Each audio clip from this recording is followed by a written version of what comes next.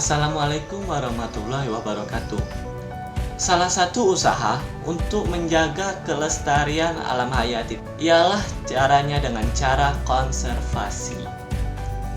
Dalam Undang-Undang Republik Indonesia Nomor 5 Tahun 1990 tentang konservasi sumber daya alam hayati dan ekosistemnya, pada pasal 1 ayat 2 dijelaskan pengertian tentang konservasi sumber daya hayati, yang artinya adalah pengelolaan sumber daya alam hayati yang pemanfaatannya dilakukan secara bijaksana untuk menjamin kesinambungan persediaannya dengan tetap memelihara dan meningkatkan kualitas keanekaragaman dan khususnya nilainya. Lalu, apa itu tujuan konservasi?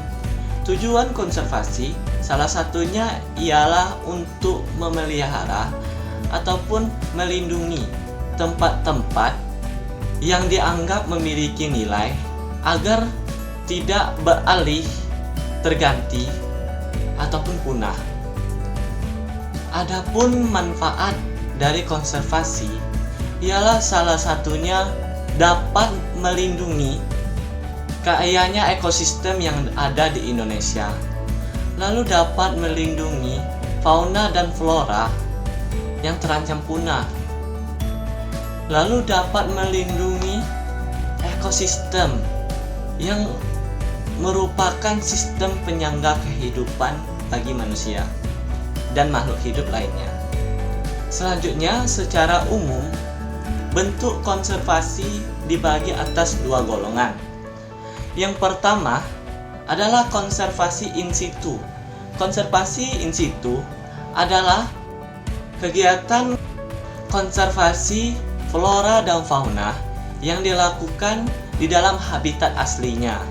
Contohnya seperti taman nasional, cagar alam, suaka marga satwa, dan masih banyak lainnya. Lalu yang kedua ialah konservasi ex situ.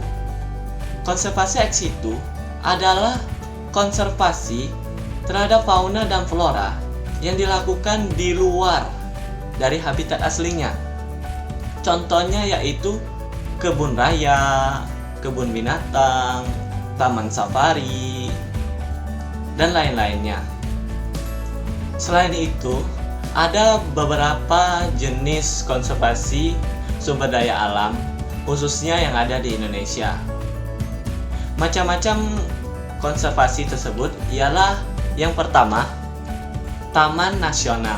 Taman nasional berfungsi yaitu untuk perlindungan terhadap sistem penyangga kehidupan dan perlindungan terhadap flora dan fauna serta pelestarian sumber daya alam. Selain itu, taman nasional juga penting dalam ilmu pengetahuan, pendidikan, budaya, dan sarana rekreasi. Beberapa contoh taman nasional di daerah Jambi ada 4, yaitu yang pertama Taman Nasional Bukit 12. Lalu yang kedua ada namanya Taman Nasional Berbak Sembilang. Lalu yang ketiga ialah Taman Nasional Kerinci Sebelat. Lalu yang keempat ialah Taman Nasional Bukit 30. Lalu jenis konservasi yang kedua ialah cagar alam.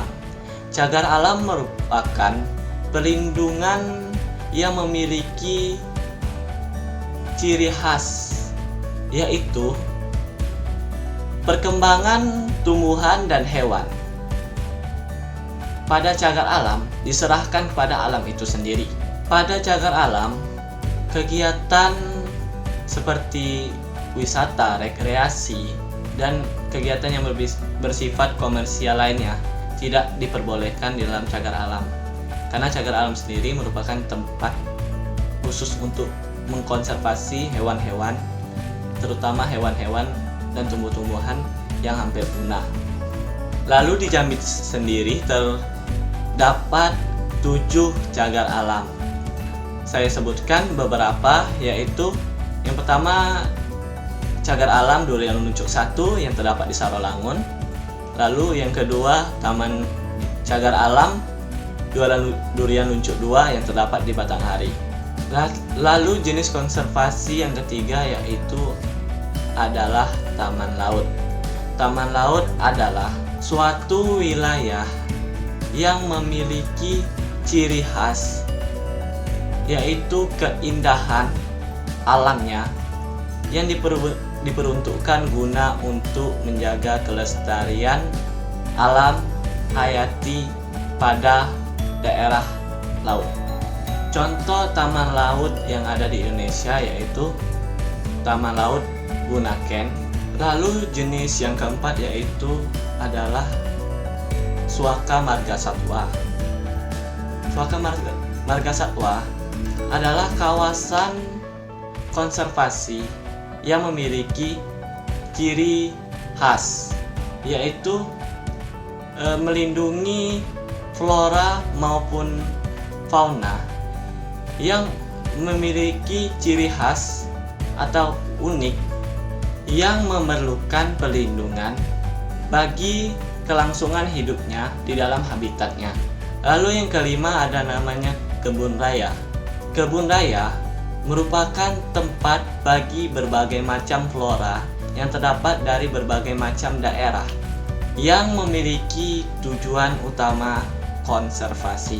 Beberapa contoh kebun raya di Indonesia ialah Kebun Raya Bogor, Kebun Raya Kuningan, dan Kebun Raya Baturaden.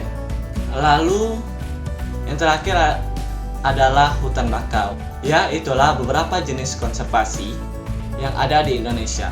Lalu kita masuk ke dalam konflik yang terjadi di Indonesia terhadap suatu kawasan konservasi. Yang pertama yaitu penciutan lahan dan kekurangan KSDH. Lalu yang kedua, masuknya jenis luar yang invasif, baik itu flora maupun itu fauna, yang sebenarnya dapat mengganggu ataupun merusak suatu rantai makanan di dalam ekosistem yang masih alami. Hal itu juga dapat mengganggu keseimbangan ekosistem itu sendiri. Lalu yang terakhir, sumber daya alam yang terdapat dalam kawasan konservasi itu diekstrak secara berlebihan atau dieksploitasi secara berlebihan, sehingga keseimbangan di dalam suatu kawasan konservasi itu dapat menjadi rusak. Oleh karena itu perlunya masyarakat untuk menjaga kawasan konservasi, melindungi serta melestarikan kawasan konservasi itu sendiri. Baiklah, itulah beberapa hal yang dapat saya sampaikan tentang konservasi. Lebih dan kurangnya saya mohon maaf. Saya Bayu Asayama mengucapkan Assalamualaikum warahmatullahi wabarakatuh.